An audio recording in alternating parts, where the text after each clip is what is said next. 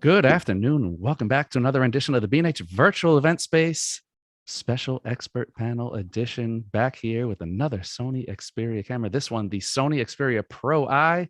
And joining me, because I don't know anything about it, that's why I got the experts here. Sony tech expert Ben Manlove is joining us, along with Sony Global Imaging Ambassador Crissi Beth Cooper, and the man himself, artisan of imagery, Chris Burkard. Welcome, everyone. Happy to be here. Super grateful. Good to have all you Thanks, guys. Chris and Ben, we've had you on before, so you guys know how the panel works. Crissi Beth, it's nerve-wracking. You guys are gonna have to show me the ropes. Now you're in good hands. You're with a wonderful group. But let's start it off with some intros. Ben, tell us a little bit about yourself. Yeah, thanks, Derek. So my name is Ben Manlove. I'm the Sony Pro Support Rep. I live in Colorado, and my job is to really help creators make their best images. So by knowing, all the tech stuff that people don't want to know. So that's what I do. Ben's like, I get the boring stuff and I make it fun. No, Ben's the one that saves our butt, and we don't know what we're doing. And we go out in the field and try to use some new tech, and we need to have the real professionals tell us how it's done. So, and then usually we just get to break it. That's what happens. So is he on speed dial, Chris? Yeah, pretty much. I mean, definitely referred to a lot of tutorials he's made, and yeah, I mean, it's really helped out, especially testing out product like this in the harsh environments of the world. It really helps to have somebody who knows the limitations. Awesome. Well, Chris, where are you joining us from? I know last time we had you, I think you were in like a camper or van somewhere, someplace. Where are you at now? I was actually, yeah, that's funny. I was in like Moab, Utah or something, but now I'm home. I've been on the road for about a month. I was in Iceland and Norway and Switzerland, and then back to Iceland. And now I'm back home in California. It's beautiful. Feels like summer. And as you mentioned, I'm a Sony artisan of imagery. I've been working with Sony for about 8 years now, and have had the chance over the years to test not only the incredible cameras, but also these devices, the phones, as well as video cameras. So this is a special treat for me to be able to kind of bridge this gap and marry what I think is the forefront of technology, being that now we have the alpha imaging tech in a handheld device. And so I'm grateful to be able to speak on it and advocate for it today. Awesome. Well, we're grateful to have you here with us speaking about it. And Crissi Beth, what's going on? Where are you joining us from? Oh, well, I'm based in New York, and I'm actually here right now. And I also do travel photography, but in a much different way than Chris does it. I do a lot of luxury travel. And Chris, I see you're a lot of times out in the complete wilderness, not exactly my scene. But I do urbanscapes, landscapes, really sort of precisely composed sort of things like that. I love it. So we have a little more buttoned up, and we got Chris out in the mud. So we'll get a nice juxtaposition of experiences there for sure. I do want to, of course, thank Sony for sponsoring this wonderful event and these people that you see before you here on the screen, and invite all of our viewers, as always, to get any of your questions in. If you're joining us on YouTube, live stream, Facebook, feel free to drop it into the comment section. And if you're right here at home with Zoom, we have a lovely Q&A module for you right there. So we're going to get it started with the tech side of things. So Ben, I'm going to lean on you here. Can you tell us exactly what we are talking about in this Xperia PRO-I? Sure, Derek. So the Xperia PRO-I takes a lot of what we've done before with Xperia, in terms of you've got the lovely 6.5-inch 4K OLED screen. I almost said TV because it is almost kind of like a TV. I know it's better than mine, actually. But what we've done is taken the camera array and changed it around quite a bit. So you've got the 16mm ultra wide, you've got the 50mm telephoto, but the star of the show is the 1-inch sensor on the 24mm camera. Yeah. And by having that bigger sensor, what we're getting is better dynamic range, better low light performance, better depth of field control, and all that kind of fun stuff that comes along with that bigger sensor. Now, this is also the first sensor that in a smartphone that's 1-inch that features phase detection autofocus. So it's very, very fast AF. And then we're also underneath the hood, we're putting in some new apps specifically for video. So we have our new Videography Pro app. We used to have our Cinematography Pro app, which is still here. That's kind of an interface like a Sony Venice for professional video editing. But this is more of an easier to use, but still full featured video app. Now, the cool thing is both in stills and video, we're supporting human and animal eye AF and object tracking. So really a lot of great tools here for the content creator to easily get better photos and videos.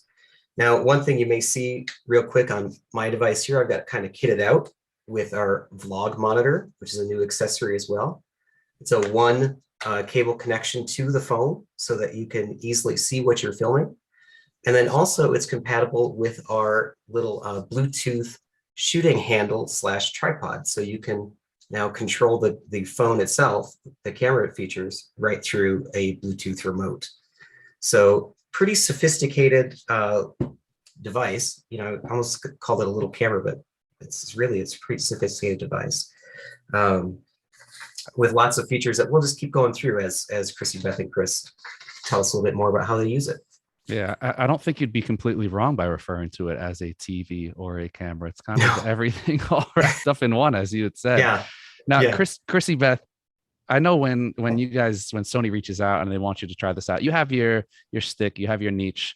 What was it that you were primarily using the Xperia One I for? Yeah, so I've always been a big fan of convenience. And so it's nice to be able to, got a slim form factor, and I carry it basically as a real easy camera to get to in my bag when I don't have the, maybe I'm in a place where I don't want to take out my big camera, like if I'm shooting food at a fancy restaurant, or for instance, I brought it into the Blue Lagoon with me because I didn't want to carry my big camera there. Or sometimes I'm places where I didn't think I was going to shoot, but then I see an amazing view. Like I was recently in St. Lucia. I went to a restaurant that I didn't realize was going to have an amazing view. It did. I was able to just pull this out. So really it's the convenience form factor that I love. Plus it's got all this great tech in it. So you're really not losing too much quality by having such a tiny little convenient thing.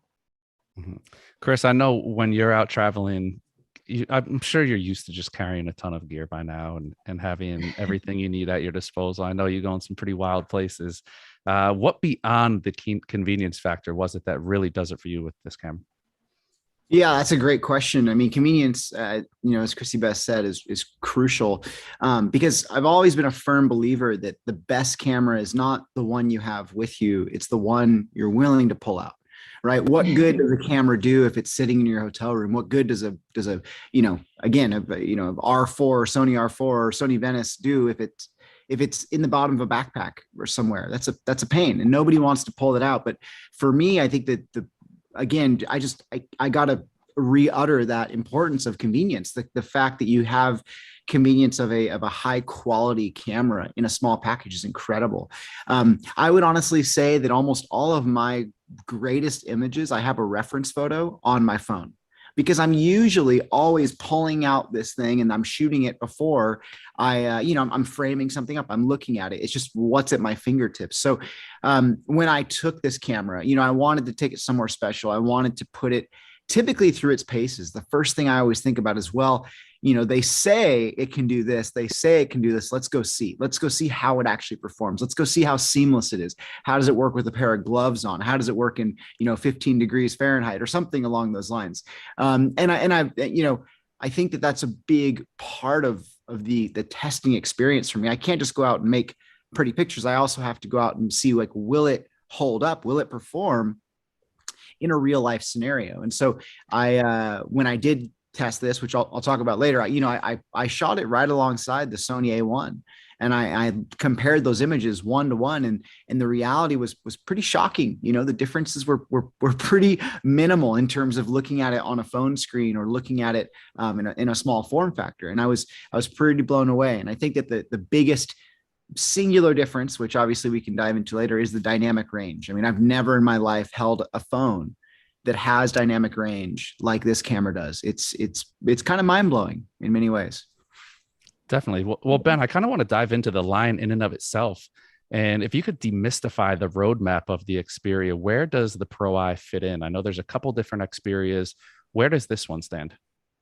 Yeah, so if you look at Xperia, the kind of the three main cameras, again, I'm not really sure what to call these. I tend to call them cameras today.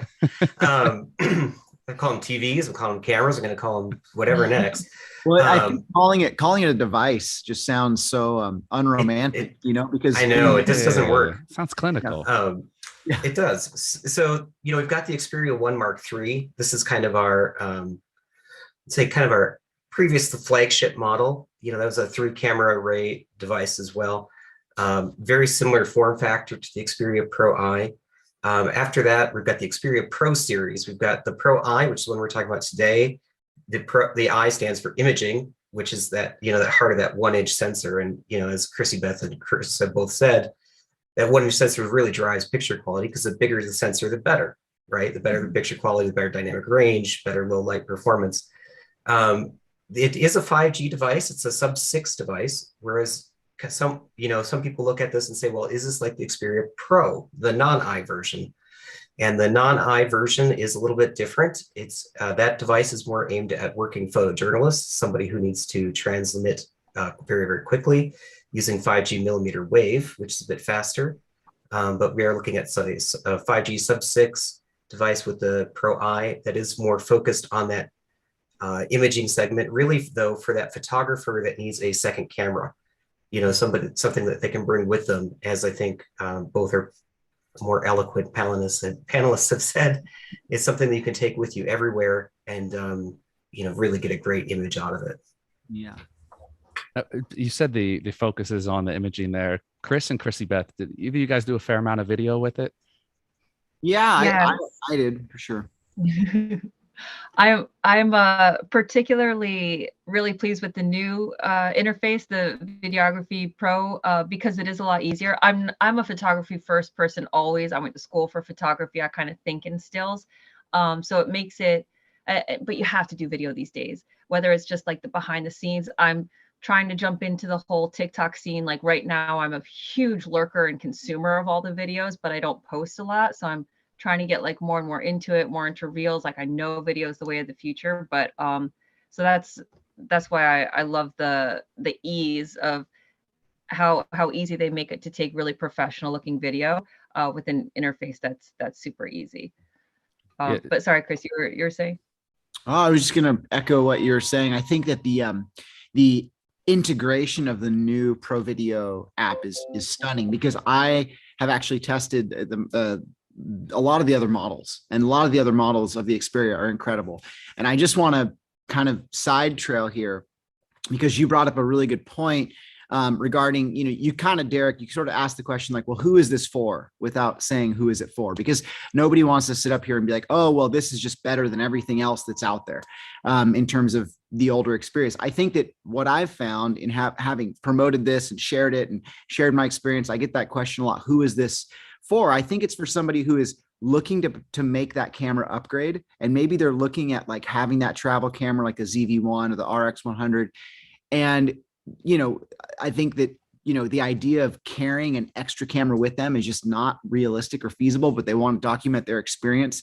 To me, like, this is a potential substitute for bringing an extra camera along. If you're not really willing to get the interchangeable lens camera, this is something where you could shoot, you could print it, you could hang it on your wall. The quality's there. And I think that for me, it's an incredible integration. I also think that for a vlogger or somebody who is really shooting a lot in that application, like, this is incredible. And getting back to this Pro Video application, like I've shot the other models of the Xperia. The Pro Cinema is amazing. It's basically an app that has an incredible feature set. If you are, say, for example, shooting on the Sony Venice and shooting on the A1 and shooting on the Xperia, you could like match color profiles. Like, that's exceptional in a phone. It's pretty intense though. I'm not going to lie. Like, you need to know what you're doing. It's not something that the average consumer, Crissi, as you mentioned, like, I open it up and I'm like, oh my God, like, I am not a cinematographer. It's overwhelming at times. But now this new update with the Pro Video, it's kind of like the best of everything. You still have Pro Cinema if you really, really want to integrate multiple cameras. But if you're looking to just kind of quickly shoot video, shoot it in the best quality, you know, be able to have all the feature sets you want, it's really easy. And yes, I think that video is a huge part of it. I shot this camera in Yosemite in the winter. We did shoot a video with it. I was pretty blown away. I mean, just the fact that you do have this amazing, you know, floating sensor, you can walk with it. Everything feels really stable, pretty exceptional for that. So yeah, sorry for the long-winded answer. I just wanted to kind of answer a few of those things. No, that was great. I mean, I love the way you unpacked it there, Chris, as I think that's where I was going with my next train of thought was it almost seems like a hybrid. I mean, Ben, correct me if I'm wrong. It's the same sensor as the RX 100 is. Right. It's essentially the same sensor as the RX 100 Mark Iii. You know, it's our latest in that one inch sensor. And so, you know, really that same really powerful imaging device, you know, just in a phone now for sure. Yeah. So it's like, it's almost like a hybrid type of camera where you may not always want to pull out the Alpha 1, but at the same time, Right. it's like you said, Chris, I'm sure we all remember the days when you had every professional carried a point and shoot. Yeah. But you couldn't just get any point and shoot. There was always a point and shoot that was more for the professional photographer to keep in their pocket. And it kind of seems like this is a type of hybrid type of, I don't want to say device, Chris. Now you got me in my head with the device thing. It's a hybrid type of camera phone thing that serves the same purpose as that point and shoot that a professional photographer used to carry. Yeah.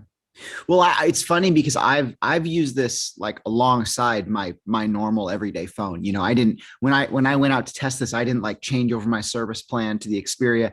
I got like an early model. You know, I couldn't. So a lot of times I've used this kind of in addition to like when I'm on say a bike trip or I'm traveling really light, or, you know, you're just driving, you know, somewhere and you see something beautiful. Like this is the device that you have just in your center console. It's the one you have in your bag. As Crissi mentioned, like, you know, excellent place using it in the Blue Lagoon where you're like keeping your hands above water because it's, you know, you're in a hot spring or something. I think that when it comes to that ease of use, it is that exceptional extra body. And the fact that you can, again, use this as a incredible communication devices is awesome. So I think that it does tick all those boxes. And I would say absolutely that it's a beautiful secondary camera. You know, it really does kind of tick that box of point and shoot because yes, you know, I don't want to take anything away from the zoom and the super wide. Those are great, but they don't share the same sensor, right? It's not the same 1 inch sensor. The one that is the 1 inch is incredible. It's exceptional. And to me, I typically shoot it right in that mode. I think it's like 24 or 35 millimeter equivalent, just because the quality is so exceptional. So I think it does kind of operate like that point and shoot where traditionally you would get, you know, you have like some contacts and it has like a, you know, a fixed 35 millimeter lens or something like that. Yeah, although I will say, I mean, I completely agree. But I will say I used to have a video camera and a regular camera. And this one, I remember thinking, I just wish they could just put everything into one device. And I started shooting Sony in 2006. And sometimes I'm just like, if that me could see this me with this, it's just amazing. And the fact, like, I think they are getting, you know, much more serious about the video. It has a dedicated shutter button, has a dedicated video button, and it makes it very, very easy, like that whole point and shoot feeling where you pick it up and you have the button right there.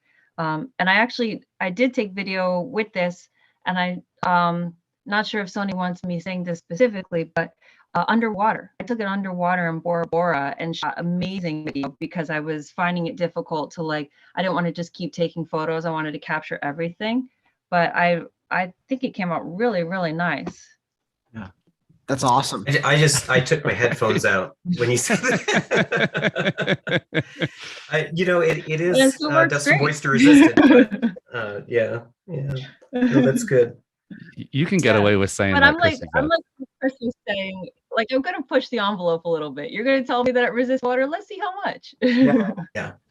Well, it's like I always, you know, you guys opened it up already. You opened up Pandora's box, so I guess I'm gonna go there. Chris, when you were talking about it earlier, putting it through the paces, it's like it's always a question that you wonder. It's like, okay, do they really want me to test it, or do they just want me to use it get some nice images, or do they really want me to see, like, does this work or not?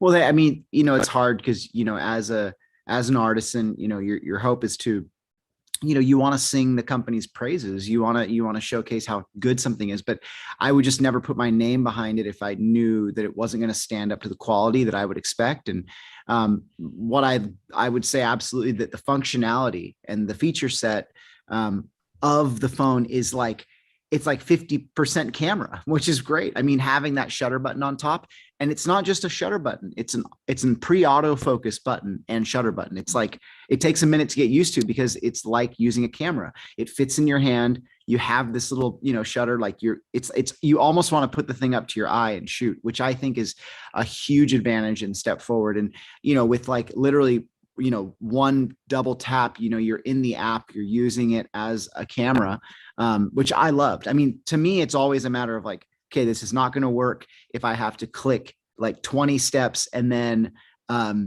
something along those lines to get it to go, but this thing is fast and it's quick. And I really think that they were thoughtful about the functionality and how it intersects with the, utilizing it on a second by second basis, not like, oh, let me open this up. Let me dial in my settings. Like, that's really nice. So. Mm-hmm. We had a good question come in on YouTube from Steven joining us over there, asking about the operating system environment. Now, this is something that we get locked into. We use this system, and we're really about ecosystems now from a technological standpoint. How does it function? What's the operating system on this, and how does it function between different operating systems? I know with creatives, you have Team Mac and you have Team Windows and Android and this and that. What is it like from that standpoint? Yeah, so I did switch over. This is my primary device, and I switched from iOS years ago, maybe 5 or 6 years ago. I switched from iOS because I felt like everything worked really well when I stayed within the ecosystem, but I had too many clients that were using different types of software, have to get it out for them. And I was just finding there was a lot of compatibility stuff, and it was difficult to remove things like from iCloud. So I switched over to Android and didn't look back. And this is on Android. And I think for me, it just feels so much more free and open, and I can transfer stuff so easily that I appreciate that a lot. So that's the OS of the phone. Okay, Chris, any experience with that, with using it cross systems? Full disclosure, I haven't totally like dove over to have that be my dedicated phone, but I've taken 5 models of the Xperia over the last 3.5 years on expeditions all over the world. So it's and a lot, it's funny because a lot of times I'm going to places where like you don't even have cell service. So it doesn't matter. I'm really primarily focusing on it as Crissi said, just the hybrid video stills device, to the point where like I can put it in like a pocket right here, or have it in a little bag up in the front of my bike or kayak or something like that. So that's kind of the primary focal point that I've tried to use it for. But yeah, I haven't totally given myself over to the OS yet. Mm-hmm. Now, I'm curious. You said you've had about 5 different Xperia models that you've tested out. Where does I can't name them all. We will not ask you to name. I know that would be like a trivia question. 1, 3, 4, 5. Yeah. Where does this one fit in? Not in terms of ranking them better or worse, because we would never do that, but in terms of where this fits into your workflow. Is there a part of your workflow that this fits into? Absolutely. I mean, it's not even so much a matter of, I don't look at cameras in terms of workflow. Like nobody's deciding between the A1 versus the R4 for workflow. They're deciding based upon what features does the camera offer us, and what does this job require? What is the expectation? So for me, there are certain jobs where being off the grid is really important. Being, out in a further, deeper environment, away from, charging stations or the ability to charge gear, or offload, photographs, or have backup systems or anything like that. So in that situation, I'm trying to pare down my kit. I've done many trips where I've just taken like a ZV-1 and I've taken the Xperia, and that's my kit, right? I've got one camera that's like a little more, I like the zoom a little more, I like the interface. Then I've got one that's just like my quick point and shoot. I don't even have to like, look at it. I can just be holding it off. And then, I'll do large commercial assignments for Fortune 500s where I'm taking the A1, I'm taking the R4, and where I've shot the Sony Venice quite a bit as well. So to each their own. And I think that with this, I look at it as like, if I'm going on a trip with just my kids and my family, this is what I'm going to have with me, because I don't really want to have a cumbersome camera that's sort of taking me out of the experience. And I will just say this one, kind of final point, that I'm always seeking a deeper and more intimate experience with the landscapes that I'm in or I'm shooting, or the people that I'm working with. And I think that the larger the equipment, the greater space we create between us and our subject, physical space, and kind of this intimate space, right? This connection gets lost. And so when you're using a smaller device like this, the connection is there. You are, you're not there, sort of forcing someone into a situation where they feel like, okay, now it's time to bust out the camera and we're the shoot's happening. It's like nobody is afraid of a phone, right? They all understand what it is. They don't feel like they're necessarily being on camera. And I think there's something really significant about that. So it finds its way into my workflow when that connection is paramount. When I'm shooting travel work, when I'm in third world countries, when I'm in places where I need to have that connection with my subject, I would absolutely use that. And I also think just some of the most intimate travel moments are on my camera roll in my phone, because those are the ones that you don't really like prepare for and set up. They just happen naturally. And there's something special about being able to capture that in the moment with the device you have on hand. Interesting. Now, I want to throw something out to both of you guys. Chris, I guess we'll stick with you on this. Had a conversation with your buddy Chris Orwig a while back, and we were talking about the mindset that we have when we use something such as an iPhone. So Chris was like, he's not in the right frame of mind when he's using an iPhone. It's like we're so used to using cameras, we see things differently. But a lot of the times when people are using a phone to create images, it's not this phone, and it is not as capable as this phone. When you're using something this capable, are you treating it more like a camera than you are a phone? Yeah, I would love to hear your experience on this, Crissi, but mine was that because I knew right away, because I shot it, tested the images, put it into Lightroom, post-processed it. Right away, I knew very quickly the dynamic range and what this could actually was capable of. I was like, oh, this is something totally different. This isn't a photograph where I can go shoot during the times of day that I love to shoot. It's not front lit, it's high contrast, it's early morning, it's low light, and this sensor can capture that. I'm like, well, this is something totally different altogether, right? So it changes the way that I shoot, because now I know that in my post-processing, I can bring things to life. I can bring out the clouds. I can bring back, these shadows. I can open up something. So I think that that's just, let's be transparent here. That's what we love about, the 13, 14, 15 stops of dynamic range in the alpha cameras. Like, that's why we shoot them. It's one of the most underrepresented feature sets within the technology. So to have this in a device, to me, it changes the way that I shoot, because now all of a sudden I can trust this to capture what I'm seeing and what I want to see. And I know that I can bring certain things back. Obviously, there's a limitation with the lens lengths and all this, but the fact that, that 1-inch sensor is a really low light lens, you have a greater depth of field because you're shooting on a 1-inch sensor. No longer is it like, micro. So everything's in focus. You actually have real fall off. It feels like a camera. Yeah,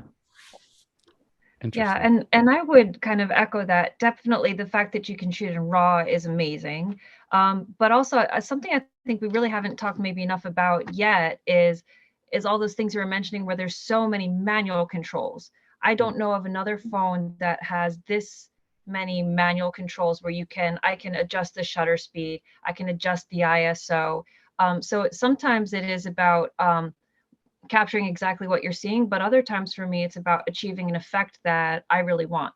Like, for instance, most of the other phones, they correct I'm putting that in air quotes, correct the photo into sort of this mainstream thing that they think you want to capture. Whereas, where if I have a person who's standing on a beach at sunset, they think, oh, I'm going to try to light up this person as much as I can. And I'm like, no, I want a silhouette. So with this type of phone, I can actually change my settings and make it so that person is, you know, a silhouette against a beautiful sunset. And for me, that's what I want, because I want anybody to be able to put themselves into that moment. It's not about that person's face. It's about, you know, being a part of that experience. And this is one of the only phones I think that I've ever encountered this level of manual control with. So that's what I absolutely love about it. Now, we did have a question actually come in about using Photo Pro. Can you guys talk about your experience in using Photo Pro? Yeah, again, I think it's just the manual controls are expansive. It feels a lot like a menu on an alpha camera.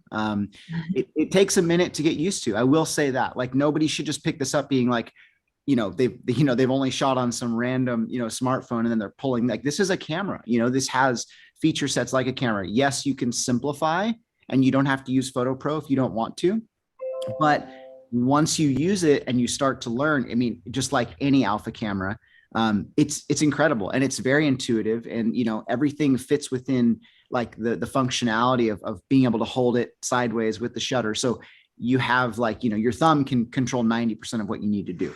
And I do love that, you know, it's got full, you know, manual, you know, shutter speed priority, et cetera, et cetera. Again, feels like a camera. So as a photographer, switching over and utilizing this, it felt very intuitive for me. Yeah, especially if you are used to the Sony menus, it's very, very similar. And something I noticed on this one, I'm not sure if it were on Xperia's past, they give you a lot of tips. You can turn on like photography tips, and it actually even has like videos and stuff where it can teach you how to use the different controls, which I thought was a very nice touch, because it makes it so accessible to everybody. Everybody can use this sort of functionality with that sort of help. But yeah, I use it all the time if I want to slow down the shutter speed, if I want to get like light trails or some movement, some like motion blur in the photos. I often have a little tripod that I stick in my purse, so that, like, just a little tiny one, so that I can use it with this and use the manual controls.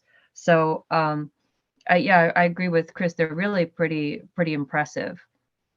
Yeah, you actually took my next question out of my mouth, Crissi Beth. I know Chris has had his hands on every Xperia under the sun, but for you getting your hands on this, what was the learning curve like, even beyond those I've had quite a few Xperias as well. I started with the Xperia Mark I, I've had the Mark II, I've had the Mark III, I've had the 5 Mark II, and then I had this one.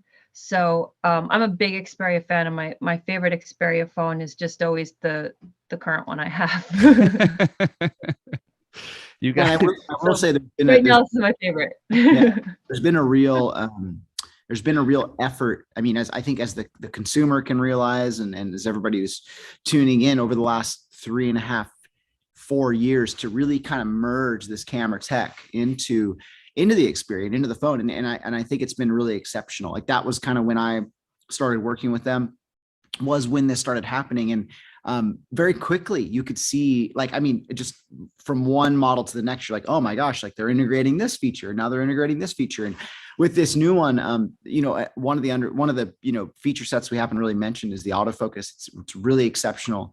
I mean, I shot, again, like, fast moving action with it, and I was pretty blown away. Like, the autofocus feels very, to me, it felt very similar to like the A6000 series, something like that, you know, in the past, where it's just fast and grabs onto everything, almost like too much, like, you know, if you want to just focus on one subject. But yeah, it's powerful and quick. Yeah, Ben, my progression was, I did iPhone, then I switched to the Google Pixel. That was my first Android device. So the switch from the Android Pixel to the Xperia was very, very simple. I would say the switch from the iPhone to the Android OS, that took me like maybe 3 months to really just completely change my mindset. But yeah, from the Pixel to the Xperia, it was no issues, just joy in all those manual controls. Because I actually do think the Pixel is a good phone, but it's all about machine learning and computational imaging. So it takes whatever photo that you take and makes it like kind of artificially better, like oversaturates it a little bit, gives it a lot of HDR. And that's not like, I wanted more control over it. Maybe that wasn't the effect I was trying to go for. And so the switch was easy, and in fact, just made me so much happier that I got to decide what I wanted my pictures to look like. I think you're spot on there. That is almost like a learning curve for someone coming from, an iOS operating system to this, is that, you're working with a phone that is giving you full manual control. And obviously there are some HDR settings you can apply to where it's going to make it beautiful and JPEG and look perfect. But when you're shooting RAW, like, you're getting a RAW image. Like, this is a powerful file that you could, blow up on your wall, something large, as opposed to, like you mentioned, phones where, it's trying to do the work for you in some way. It's trying to help and benefit. But I think creatively we start to lose a lot of control, which is unfortunate. So yeah, this definitely kind of brings us back to that state of full control. Well, I think that's an You're so important topic. beautiful. I know, right? I'm like, I don't even want to talk. I'm afraid to open my mouth for the rest. I'm like, no, I don't have much to add to this. You guys right, are Ben? just nailing it. Yeah, Ben, for we sure. we'll go get a sidebar. We'll hang out and we'll let Crissi Beth. This would be perfect. Yeah, you guys got this. I do want to just touch on, make sure that we're clear a few things too for the folks listening in, is that you do absolutely have full manual control through that Photo Pro app, and it is kind of like a stripped down version of an alpha camera. If you're used to our cameras, it's pretty easy to use. But as Chris touched on, you do have some of that computational photography going on as well.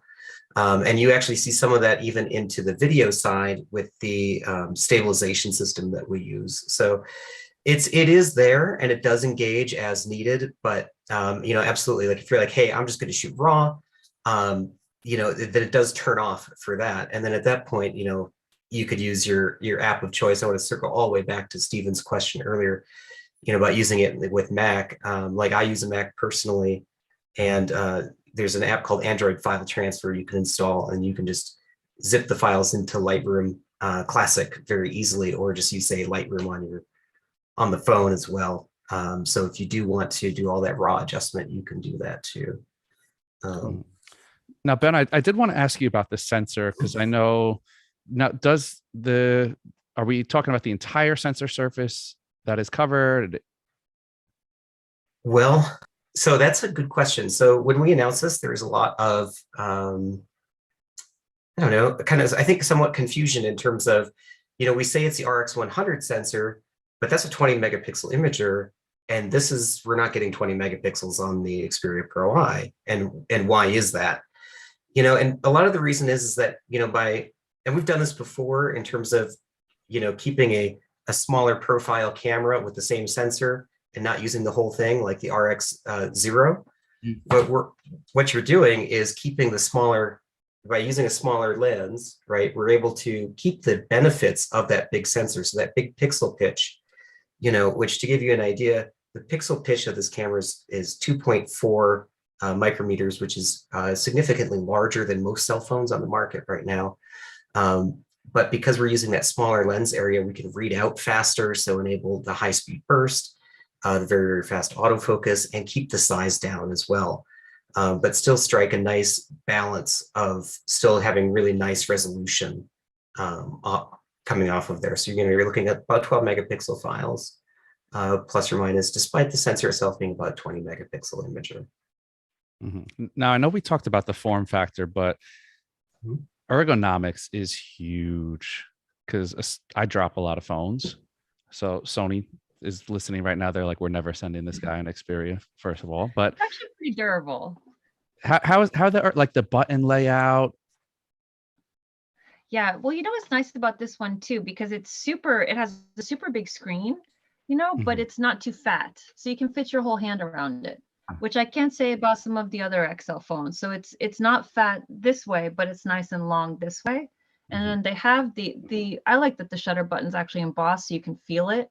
And it's got the little video button right next to it. So those, I think, are very, very nice. I do notice that when I put it in the little tripod, it misses the power button, which is nice. I don't know if that were intentional or just lucky, but that's also really nice. So I think ergonomically for me, it makes a lot of sense. I like the raised buttons. I like that the power one's flat. I mean, everything. I think You said that the shutter button was lower down on the. Oh, So all right. yeah, the shutter button's here just as though you were, taking a picture. Intuitive. It's over here. I like it. Yes. Eric, I want to call out that Crissi Beth has one of the best accessories on her phone as well. Is it? It Are has you a talking strap about the? Yes. Yes. You would not. So if you're worried I about know dropping your phone, It's for people like me, the clumsy people of the Yeah. world. I will say, like, exactly. I know it's ridiculous to talk about because we have like all this incredible tech on this phone, but I kid you not, this is one of my favorite features, because it's so easy. It just and has then like you the don't little drop loop it as bar, much. the little bar on there that you loop It on there. just has a little Yeah. eyelet, you know, There you go. little eyelet Much right on better. the phone, not in the case, just on the phone. Perfect. Did you guys have a chance to use any of the other accessories on there or no? I did. Yeah, I actually used that same accessory you had earlier with like the little like kind of like built-in tripod and some of the functionality. It was really awesome for filming. Like I loved it.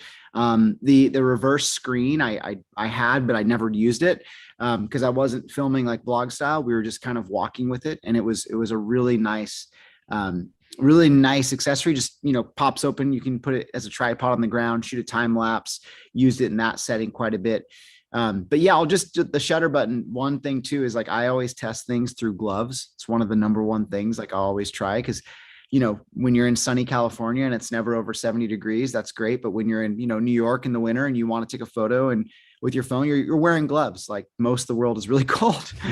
So it's nice to be able to feel that embossed button through a glove. I love that. It's one of like the most important things to me.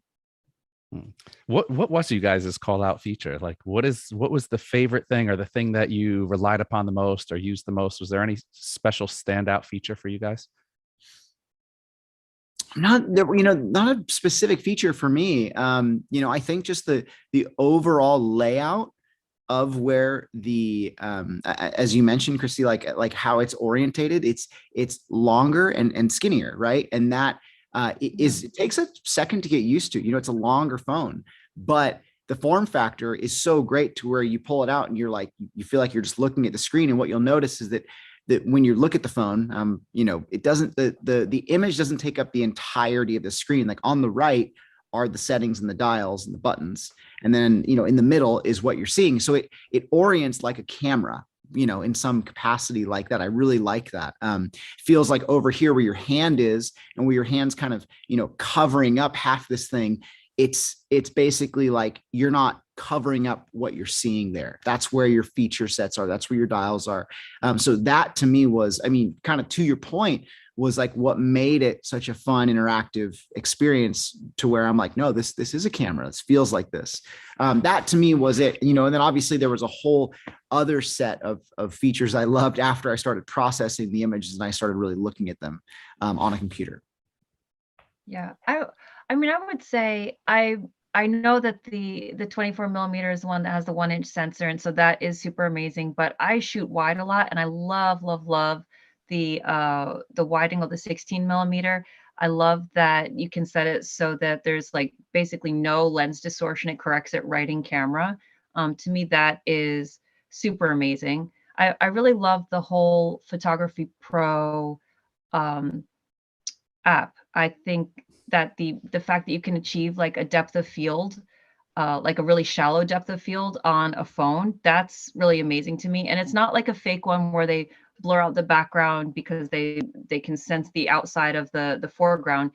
You're really actually using mechanical lenses and getting a true shallow depth of field. And to me, I thought that was super cool. I was reading somewhere that that's something that makes our eyes very, very happy when we look at pictures. It's to be able to have that creamy drop off. And so that was one of the main reasons I would always pull out my big camera, because I knew I couldn't get that with the phone, but now I kind of can. So I would say those things made a huge difference to me about this. Yeah, that would just, echo that like we, not to get, But say it way better. not to get really scientific here, but like we want to take the path of least resistance, like our brains do, our eyes do. We absolutely like we want to see things more simplified. When everything's busy, it's hard to focus.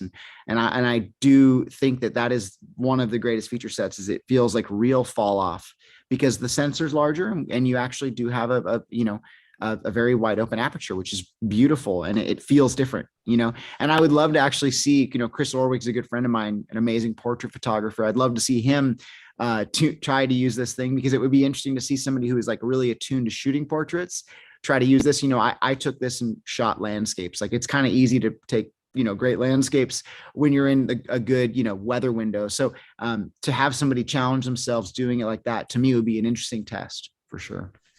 Definitely. Now, Ben, I wanted to ask about the processing. Then we've gone way into optics and what it does from a camera perspective, but we're creatures now that we're accustomed to things working very fast. So can you talk about the processing power of this and the speed of the Xperia Pro-I? Sure. So, that sensor, I feel like we were just beating a dead horse talking about that sensor, but that's really what, is the magic of this camera. Is that I think I read somewhere, Ben, that most smartphones, their sensor is like 1 centimeter square, and this one's like 1 inch square. So it's like, it's huge difference. It's a worthy beating of the horse. I know, right? So we talk about like pixel pitch, right? Is like a good measurement of the size of that pixel. And, most cell phones are, we consider a big one is about 1.8 micrometers in terms of size of that pixel. Whereas on the Xperia Pro-I, it's at 2.4 micrometers. So it's significantly larger. But that high-speed readout of that sensor, it's featuring what we call a stacked CMOS sensor. So it reads out really, really fast.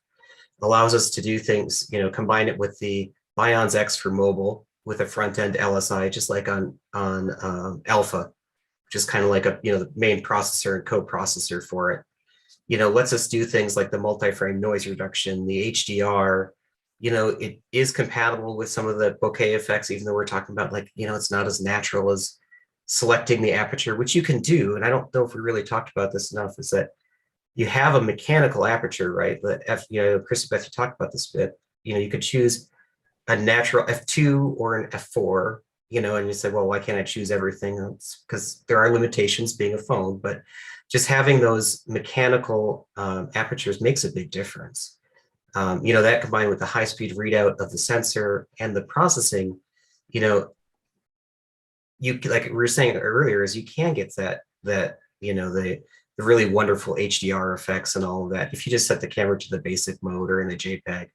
But it also allows you to do like the animal IAF and the human IAF and the really great subject tracking that Chris alluded to. He's saying it focuses like an A6000 series, because yes, it absolutely does. You could do like the touch to track and everything like that you'd expect from an Alpha. So it's really leveraging that speed with that sensor to, I think, make your life a heck of a lot easier. And I think, Derek, you really nailed it. You combine all that stuff. It's really like that professional's compact camera. I mean, dating back to the film days, we all knew that one camera that was the professional camera as well, like for the pocket. And now we've got that with digital, and now we've got that, I think, truly with mobile photography as well. Mm-hmm. So can we I'm going to venture away from photo and video for a very hot second and go to audio, because I love to listen to music on my phone. And when we're talking about vlogging, options for audio, mics, speakers, can we talk about audio for a second? I don't know who wants to jump on it. Who's the music listener out of the two of you? That's a Ben question for sure. Oh no. Ben, talk beats to me. Talk beats to me. What's the speaker situation like, and Mike? Yeah, so you do have, stereo speakers on the device as well. You have front-facing stereo mics, but you also have a microphone that's pointed back at the user as well. So if you're out here, photographing or videographing and you want to point it back to you, you can do that. Really neat thing, I think I showed this really briefly, is that vlog monitor that we now have also has a microphone input as well. Okay. I'll tell you, it was revelatory to me. We did a workshop with, professional video journalists. How many of them are using iPhones now? And, to me, I thought, oh, this is just, kind of a passing thing, right? Because like, I guess I'm getting old now and everything's a fad. But, really being able to add high quality audio to, a journalist, or if you're not a journalist, you're just, not even a vlogger, you're like, hey, I'm on vacation and I want to make sure I get good audio where I'm at. We make a little tiny mic that you can put in the shoe of the holder for the screen. And this screen is super easy, just magnetic, clips in, and then your phone goes on like this. And then all of a sudden you've got, really great audio solutions as well. Now, if you're like more of a music listener, the camera does have a headphone jack on there as well for your audio. So if you want wired headphones, you can do that. Supports high-res audio in multiple different formats too. So, we called it, I think today, a TV, a phone, a camera, and I guess now we can call it It's a a radio. Walkman, I guess. Yeah. Oh, wow. Look at it. Pull You that took one it out. back. I You like took it that. back. Yeah. There we go. I do appreciate that 3mm jack though. There are some phones that have just dropped it, and I do not like that. I like to have it. I do have a lavalier Yeah. mic that plugs into it. I do still have wired headphones. I like that it's there. Yeah, when it gets too proprietary, I think you lose a certain base of people who just want simplicity, who just want options. And that, I'm the same as you, Crissi Beth. I like having more of a standard input-output situation because I lose things. And I want to be able to just say, oh, hey, I got a pair of headphones right there. I don't have an adapter. I just want to plug it in. So these are my second pair of wireless headphones. I'd lost my first pair, as you were saying, Derek. So I can truly appreciate wired as well. Ben, that's why I keep one of these bad boys at all times. It's like chapstick. Got to keep a Old habits die hard, man. it is. I mean, that's what we grew up with. It's like they're fighting us with this technology. They're giving us so much technology. And look, some of the stuff like autofocus, the autofocus is so good now. It's almost a very, very, very distant memory of zone focusing. I'm like, what is that? I'm like, if I don't have a green box locked on someone and following them all around through a maze of people on the streets, then I'm not happy. But this is just truly incredible technology in this phone, TV, radio, whatever else we want to call it, Ben. Really just an impressive device to sum it up. And I want to thank all of you guys for your time, Ben, Crissi Beth, Chris, and the entire Sony team behind the scenes who made this happen and who keeps making these wonderful Xperia products happen. Keep doing it. Crissi Beth, I now know who I'm going to call when it's time to get a new phone, because you sound like you have, I know you got a spreadsheet somewhere with pros and cons and everything all worked out. But and I have so many opinions about everything. There we go. Opinions are good. I like opinions. And when they come with experience, it's that much better. And there's nobody better out there than you guys running all over the world testing these products out, because Ben, I don't know about you, but I don't get out of these four walls that much. So good thing They finally let me out. So all right. Well, that's the perfect segue into the you should follow the travel by Xperia hashtag, because then you can travel all around the world through Xperia photos. There you go. Crissi Beth, you're doing my job better than me. Crissi Beth, before we let you guys go, let us know where we can follow you guys along in your adventures, website, social media. I'm just out there. My name's pretty easy to find. And yeah, you can find me on all the things. So just Google him. Yeah. Crissi Beth's like, yes, just Google him. I'm at Crissi Beth on everything. So I'm also easy to find. CRISSIBETH. I'm just easy to find because I have a really hard to spell last name.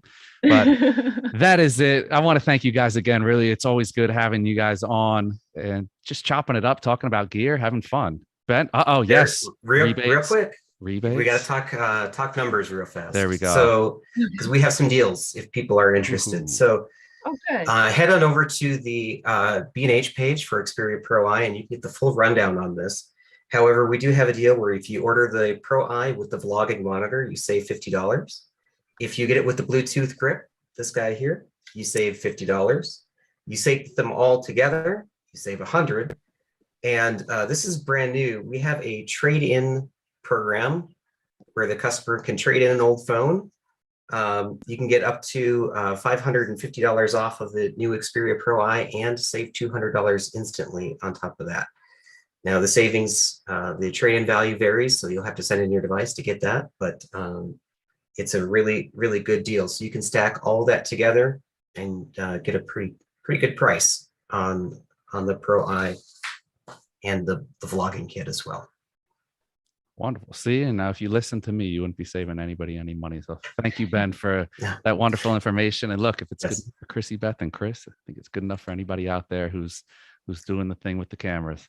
But want to thank you guys again, of course, for spending your afternoon, at least an hour of it, with us and sharing your expertise and your experience. Ben, Crissi Beth, Chris, and all of you out there, all of our wonderful viewers who tune in for these things. Thank you.